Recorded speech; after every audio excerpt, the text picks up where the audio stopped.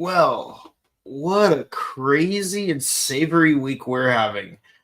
And yeah, the fires aren't as bad as they were last week. We're able to resume where we were, you know, to our regularly scheduled program. Um, but it's still been a tough week regardless. And I hope anyone's still currently being affected by the fires is doing all right. And hopefully, to take your mind off of things, we will discuss something a little bit sweeter, like this week's episode of Kamen Rider Gavv here on the Morphin Network. We are doing episode 18, Extremely Strong, the Pudding Bodyguard. And boy, what a crazy title that is. Yeah, the episode continues where we left off. Well, we got Vlad making an intro. He is kicking everyone's butt with his gelatinous menace. So, last week we talked a little bit about mochi, but let's talk about pudding this week. Did you know that the word pudding actually did not originate with just having a milk-based gelatinous dessert? In fact, in its 13th century roots, pudding had more to do with meat sausage than it had to do with actual dessert. It actually originated with a French word, boudin, which means sausage. And yeah, 13th century, the only means of way of we had to preserve foods was through salt. But we found other ways over time, as you might have noticed with some of the desserts we've done so far. So what was pudding originally? Basically, you take leftover meat, a leftover meat product. You take some bread product like oats, grain, flour, whatever, maybe some fruit while we're at it, and stuffing inside a casing made out of the stomach or intestine lining of an animal. Basically, if you've ever heard of haggis, you know what I'm talking about. Pudding was originally basically haggis.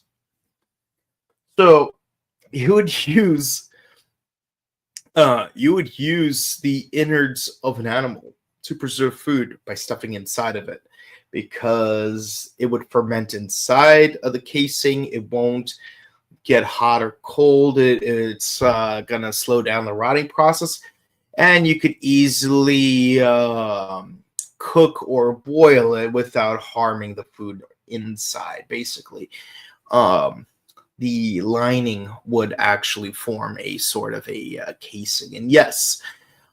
This became what we now know as sausage. I wish I was making this up. I'm not. And yes, even modern day haggis is basically that same thing. One of the earliest recipes for pudding involved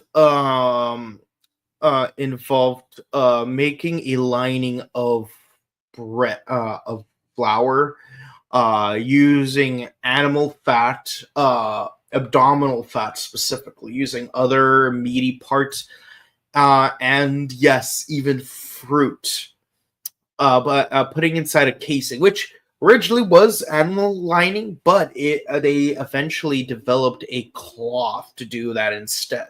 That way it's more reusable. And when you boil it, basically the flour forms a protective layer that only expels out the fat from the stuffing, and because of its buoyancy, it becomes sort of a round casing, very jiggly. And yeah, it's very bread like. It's mostly meat, but it's bread-like. And yes, when you include dried fruit, it seems kind of weird too, but it if it works, it works. Then throughout the centuries, Britain decided to, hey, let's be more experimental. Let's try congealing other things like jam or eggs or milk and other stuff. And then we ended up having other pastries like spotted dick, which is basically like a muffin with raisins or chocolate chip, and you top it off with a hot cream on top of it. It's actually very delicious. And many other pastries. The word pudding eventually evolved to mean any food that's used in the dessert. Well, congealed food that is used during dessert. And then when we brought it over to the United States, we got even more experimental and decided to make things more sweet and savory rather than meaty and savory. And then the rest of the history of pudding is basically history. Milk and eggs. We'll go more into it some other time. But the fun thing to learn today is pudding was originally another way of saying sausage. You learned something new. But speaking of bloody things, oh man, do our heroes get their butts kicked. And of course, Niel makes his appearance, which, interestingly enough, so far the only human character he's ever appeared in front of so far was Suga. He hasn't shown up in front of Hanto or Shoma in the show so far. I mean, Shoma had the flashbacks, but I mean present day. In fact, come to think of it, after escaping Stomach Inc., Shoma still hasn't seen Glotta yet, while Hanto has heard of Longo. He has not actually met him yet. But yeah, no, our villain is kicking their butts, and of course you got Niel showing up, saying, "Hey, this is my experiment. How do you like my Kamen Rider? I'll base it off of you. Goodbye, Shomakins." And they both leave, and of course our heroes have to reflect on things. And yes, Valen caught on. You know Niel, you called him out by name. What are you not telling me? And of course, that's where we get some stuff revealed to us. And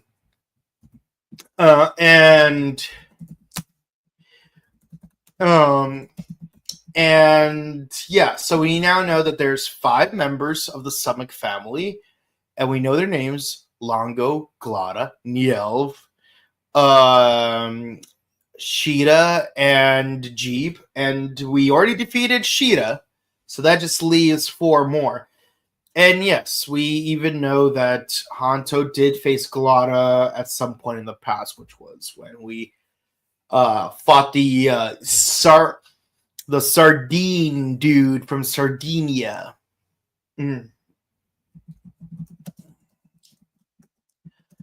Yeah. But now that we are more on the same page, we can understand, oh, so that's why you don't want me to fight these guys. But it does make sense why you're more apprehensive. And he just leaves it at that. I'm not gonna question him more about it. But yeah, so our villains, the bird chick and jellyfish dude. It's kind of weird because in Gecky Ranger we had a bird dude and a jellyfish chick. It's crazy. That's crazy, man. But yeah. So Suga does get to learn a little bit more about Niel's technology. And yes, it's like, oh, finally, I get to safely meet a live Granute. You mind if I pull your thing out? Wow, now you're a granute. Now you're a human. Now you're a granute. Now you're a human. Now you're a granute. I'm like, dude, stop. Stop. That's annoying. But of course, it does make me think about some stuff that was already there per se, but I didn't put too much thought into it. Granutes are basically the opposite of dopant, because dopants are humans who put a stick into their body in order to turn into kaijin.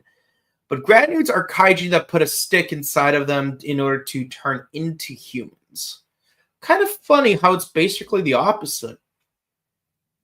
I wonder if that's intentional.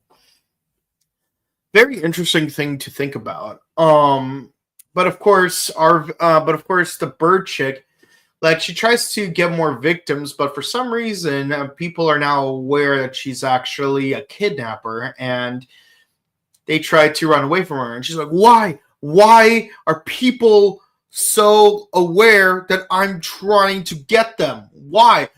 Turns out someone posted on Twitter that, yeah, a woman in a red scarf is walking around trying to kidnap people. And yes, Sachika's like, "Wow, that's crazy. That's amazing. Whoever posted this is a total genius." Of course, that person's actually Hanto and Shoma. They made a description to help people avoid her.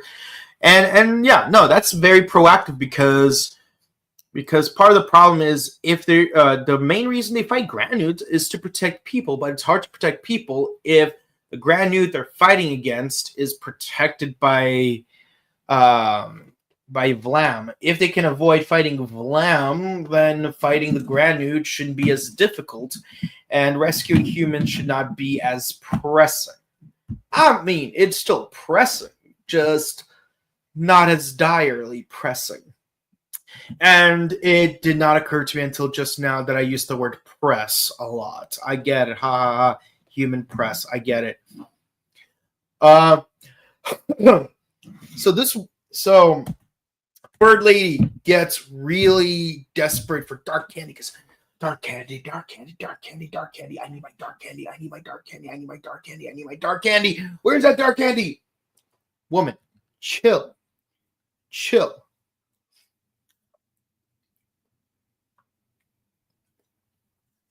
So she creates a maelstrom in order to draw people into her clutches. And of course, Hanto and Shoma figure out, hey, I could use this in order to get closer to the Granute. So they ride the tornado in order to get closer. Of course, this leaves Valen to fight Vlam, while Shoma fights against the bird Granute. It's like, hey, I'm not here to be your bodyguard. I'm here to fight these dudes. You just happen to be my way. So Shoma goes after her, and of course, cleverly, he finally uses Marshmallow, which he hasn't used in a hot minute, like on its own. Like maybe out of desperation, there might have been episodes where he would have to keep switching between a bunch of different Gochizos. But it's been a while since he just used Marshmallow on its own to let it shine. And of course, he uses those word bubbles to hang glide from it. So cute. I haven't seen it in a while. I miss seeing it. Last time we saw an episode dedicated fully to his Marshmallow form was back in episode 4. Fantastic episode, might I add. But of course, at that point, he realizes, yeah, you know what? I'm going to use K-King. And he uses his whipped cream attack in order to congeal the wings of the bird Granute in order to prevent it from flying away. Naturally, he's able to overcome it. He's close to defeating her. And for the first time in God knows how many episodes, he begs a question. Will you give up dark candy and live a peaceful life? Or will I have to destroy it? And of course, she's like, Give up dark candy. I need dark candy. Naturally, Shoma defeats her, and I have to say, I haven't talked about it enough, but I love how when he uses his fish, there's this beautiful filter where his strawberry eyes and all the little strawberries on his body all glow a scarlet red, while all the white on his armor is just beautifully contrasted, like this amazing high definition contrast. It looks gorgeous. And of course, he defeats the monster. He finds the human press that he collected, but sadly, the boy that we were looking for in the previous episode is not among them. So he's concerned. Did he already get to the factory? This could be a problem. Meanwhile, Hanto is fighting Vlam, and he's struggling. Like Vlam is using amazing parrying techniques, not just using his arms, but using his whole body to parry aside all of Valen's attacks. It is really well choreographed. I really like this. And yes, he has a bow and arrow toy that looks honestly really dumb. I'm not a fan of the design. It's also supposed to turn into a saw, like a chainsaw sickle thing. Not a fan. I feel like I don't think it's designed very well. It's like the sickle part is just an afterthought. It really feels like the sickle phone from Snake Phone from Kamen Rider Ghost was designed better. And that's saying something. That I literally just said something nice about Kamen Rider Ghost. That's crazy, man. But we finally land an attack. Like our boy Valen finally lands an attack, and he even brings out, it's like, "Are you a member of the Stomach family? Are you one of the higher ups?" It's like, "How dare you insinuate I'm a member of the Stomach family?" Bam! And then like he uses his arrow attack like he's freaking Abare Killer. And the episode ends with Hanto on the ground, unmorphed, severely injured. Let's see how this plays out in the next episode. Okay. Like I said, choreography in the episode is amazing. Not a fan of weapon design.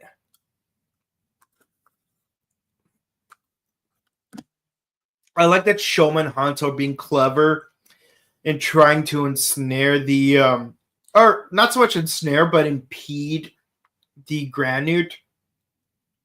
I like that. I like it when the main characters are actually trying to be smart about stuff.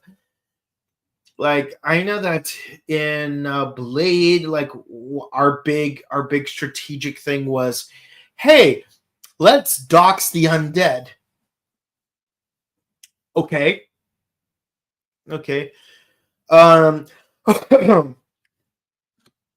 am vastly interested in Suga's relationship with Niels, because that's definitely confirmed back in episode 15. And now Niels has access to a living Granute, specifically Raga 9. So is he gonna make some new technology for Valen? And also, what is Raga 9's game plan? Because clearly he doesn't like the Stomach family, but he's still working with Niel. Like, what's his game plan? I'm curious. I'm actually excited to watch further. And in the next episode, we do find some more stuff. Like, I think Shoma and Suga finally meet each other face to face. So let's see where that goes. Overall, I give this episode a 10 out of 10. It was actually pretty good. Again, my only issue is I hate the design of Vlam's weapon. That's my thing. That's the part I don't like. Blam keeps putting Valen into the pavement. Ooh, great pun. Terrible observation. By which I mean, what we are observing is something terrible. But well worded. Yale finally makes his appearance to the main characters. Yeah, that's right. Like he appeared in front of Suga, but he's never shown up in front of Valen or Gavv. So it's nice that we finally get an appearance. Also, does this mean that he's going to be the next main focus as far as villains go? Because we have the twins, and we haven't seen Jeeb in a while. So is he out of commission, and we're going to focus on Yelv? It's going to be weird if Yelv kicks the bucket before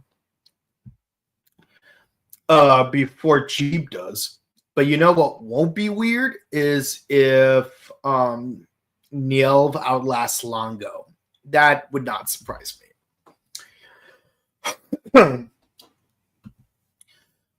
For real, I can't wait to see how the show progresses. I know, right? Wow, pudding was originally sausage? That's crazy. Yeah, hey, stick around. You're going to learn a thing or two about food. I love food. I love learning about food. I love making food. Enjoy the experience, the esperanza de Gomen. Yeah. So yeah, that's it for the comments, guys. I know it's been a tough couple of weeks, and yeah, Pasadena Comic-Con has been moved. It's a darn shame, but yeah, safety first. But that in mind, if you enjoyed, whether it's about me talking about pudding or me talking about Kamen Rider, be sure to comment, like, and subscribe to us on YouTube, Facebook, Twitter, Instagram. Ding the bell icon to stay notified for our latest videos. Please be sure to share our videos because it helps us out with the algorithm. We do Ultraman Arc on Mondays, and this upcoming week is going to be the finale. That's right. Only one episode left for Kamen Rider Arc. It's going to be exciting. At least I hope it will be. Wednesdays, Kamen Rider Gavv. Thursdays, Bakuage Sentai Boom Boomger. And on Sundays, we got Kamen Rider X. That's right. We're doing a Showa era season. We already did the first 10 episodes. We're going to do the next 5 episodes this Sunday. Please be sure to stick around for that. And of course, check out our past interviews with Power Morphicon. And of course, sadly, as I mentioned, Pasadena Comic-Con has been moved to May 24th. We will be there. Even like we were going to be there next Sunday, but because it has been moved, we're going to be there in May. So, yeah, that's that. We're also going to be at Robo Toy Fest and Japan World Heroes, so stick around for those. Also, check out our sister channel, The Buttery Show, where we will do various movie reviews in the month of February. So stick around for that as well. If you want to follow my personal content, you can find me on Instagram at Boken_Kabuto and on Twitch at twitch.tv/BokenKabuto. And we hope you stay safe, stay hydrated, update emergency kits, hug your loved ones, and we'll see you all next time. And if you're in the LA area, please be sure to meet the necessary precautions you need to stay alive. We value your lives, and we hope